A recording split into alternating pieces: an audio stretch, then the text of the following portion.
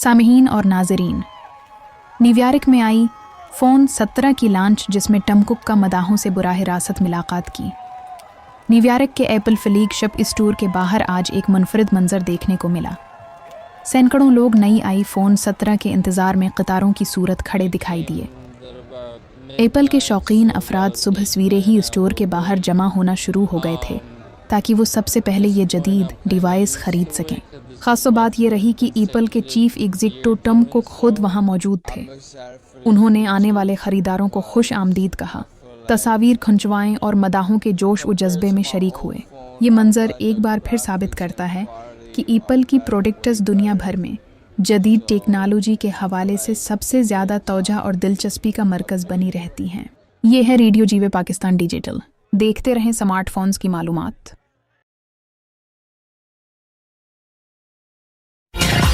आपकी और हमारी पहचान FM जीवे पाकिस्तान।